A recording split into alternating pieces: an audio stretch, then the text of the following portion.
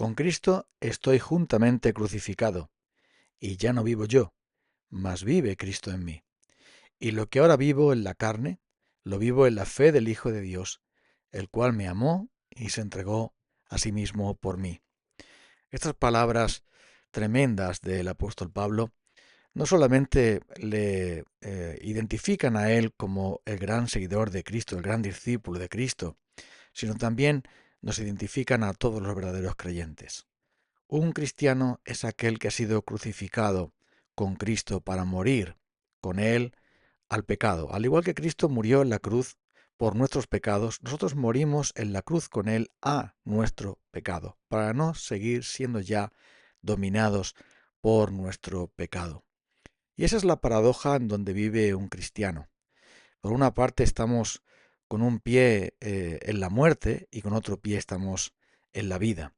Morimos al pecado para vivir con Cristo una vida nueva. Estamos cada día crucificando nuestro viejo yo con sus pasiones y deseos pecaminosos, nuestro orgullo, nuestro egoísmo, nuestra mentira, nuestra hipocresía, muriendo cada día a nuestro mal carácter y rencor, muriendo cada día a las obras de la carne para vivir una vida diferente, llena del fruto del Espíritu, que es exactamente el carácter de Cristo en nosotros, el amor, gozo, paz, paciencia y los demás frutos, dejando ya para siempre y dejando paulatinamente también las obras terribles de la carne donde vivíamos antes, en nuestras pasiones pecaminosas, adulterio, fornicación, inmundicia, lascivia, mentira y otras muchas cosas peores que también aparecen en la palabra de Dios.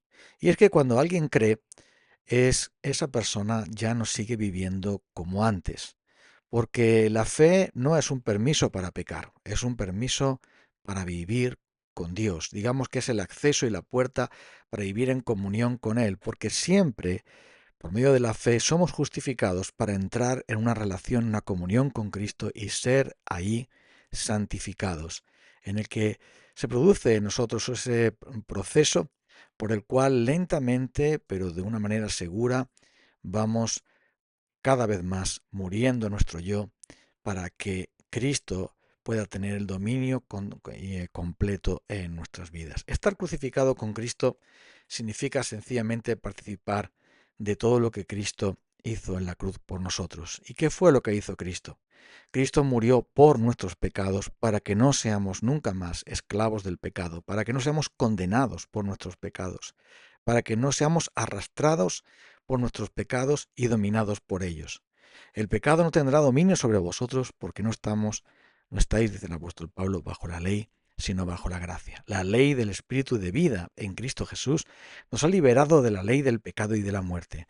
Ahora, gracias a nuestra identificación con Cristo, gracias a la obra de Cristo, gracias a la fe que Él nos ha dado, ahora por medio de Él y por medio del Espíritu Santo que vive en nosotros podemos cambiar.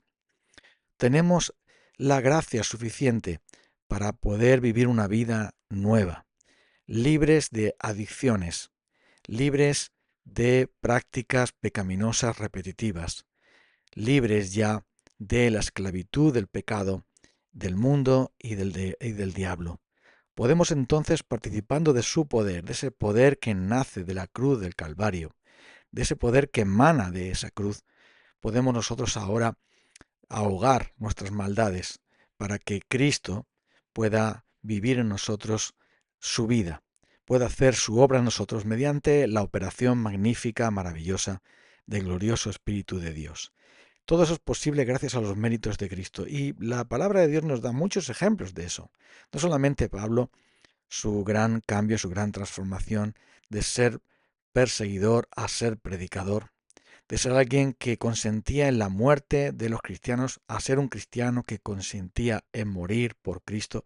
Todo esto, como sabemos que ocurrió, pues muestra el gran poder de la cruz, el gran poder del Espíritu de Dios aplicando la obra perfecta de la cruz en pecadores y haciendo que pasen de ser paganos a ser cristianos, que pasen de ser egoístas a ser compasivos, a ser pues lo contrario, ¿no? Bondadosos, generosos. Esa es la gran obra de la cruz. Y por eso nosotros no miramos a la cruz como el emblema de algo que ha sucedido en el pasado. No miramos a la cruz simplemente como miran unos al crucifijo para que les pueda dar algún favor y que les pueda dar alguna cosa. No, nosotros miramos a la cruz como el hecho fundamental, como el poder que nace de ahí, porque gracias a lo que pasó en la cruz del Calvario, y no en lo que contiene un crucifijo, sino el gran hecho de la muerte y la resurrección de Cristo, nosotros ahora podemos vivir para Él en novedad de vida. Por eso es que el apóstol Pablo dice, ya no vivo yo, vive Cristo en mí. Donde Cristo entraba, donde Cristo entra, las cosas cambian radicalmente. Jesús entró en casa de Zaqueo después de llamarle, y él de pronto se levanta, aquel recaudador de impuestos, aquel principal recaudador de impuestos, y dice, la mitad de mis bienes doy a los pobres, y si le he defraudado a alguno, le voy a devolver cuadruplicado. Increíble que un recaudador de impuestos estuviera dispuesto a hacer eso. Pero Jesús dice, hoy ha entrado la salvación a esta casa. Donde Cristo entra, las cosas cambian, las personas cambian, porque ahora Cristo toma el control, ahora Cristo toma la iniciativa, ahora Cristo toma esa vida y la transforma, liberándola de la esclavitud, liberándola de la cárcel del pecado y de las cosas materiales. Por eso también ocurrió con Moisés, porque él rehusó a llamarse hijo de la hija de Faraón, escogiendo ser maltratado con el pueblo de Dios antes que gozar de los deleites temporales del pecado, porque tenía sus mayores riquezas en el vituperio de Cristo, es sufrir vergüenza por Cristo que los tesoros de los egipcios, porque tenía puesta la mirada en el galardón. Por la fe dejó a Egipto, no temiendo la ira del rey, porque se sostuvo como viendo al invisible. Es por medio de la fe que Moisés estuvo dispuesto a renunciar a una vida cómoda y placentera para sufrir vergüenza dentro del pueblo de Dios. Dice que estuvo dispuesto a sufrir el vituperio de Cristo porque él, en un sentido, le representaba, en un sentido estaba haciéndole sombra a él, y estuvo dispuesto a imitar a Cristo porque tenía su mirada puesta en el galardón, tenía su mirada puesta en el invisible. De un modo que nosotros no podemos comprender. Por medio de la fe, Moisés no veía a un enfadado faraón con todo su poder militar y su poder económico. Él veía que el Dios invisible, el Dios todopoderoso, está por encima de todo faraón y de toda obra de este mundo. Y por eso no tuvo miedo. Por eso renunció a las riquezas y al poder. Y por eso estuvo dispuesto a sufrir tanto para servir a Dios, porque él tenía su mirada puesta en el invisible. Y eso sucede cuando por la fe nosotros empezamos a contemplar a Cristo, a contemplar que las riquezas verdaderas están en Él. Y nos pasa como aquel hombre que encontró el tesoro en el campo y vendió todo lo que tenía para conseguir comprar el campo y quedarse legalmente con ese tesoro. O como aquel comerciante de perlas que cuando encuentra la más preciosa vende todas las que tiene para conseguirla. Cristo es la perla preciosa, Cristo es el tesoro de los tesoros. Y cuando alguien le conoce, entonces quiere morir al pecado por causa de él. Quiere ser crucificado con Cristo a sus pasiones y deseos pecaminosos y quiere ser resucitado con él a una vida nueva para vivir en la fe del Hijo de Dios porque le amó y se entregó a sí mismo por él. Ese es el gran cambio, esa es la gran transformación que trae la obra de Cristo en una persona.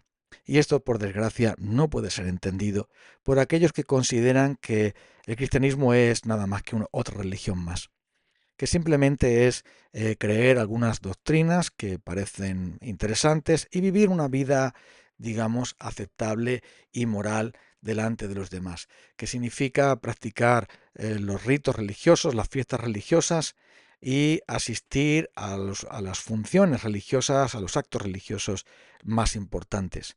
No, ser cristiano no es nada de eso. Ser cristiano es la vida de Cristo, es experimentar la vida de Cristo dentro de una persona, transformándola por completo y haciendo que sea casi irreconocible, porque se admiraban hasta los discípulos cuando decían ¿Cómo es posible que Pablo haya pasado de ser un perseguidor temible a ser alguien manso, dispuesto a morir por Jesús y a morir por los hermanos en la fe? ¿Cómo es posible que haya pasado esto?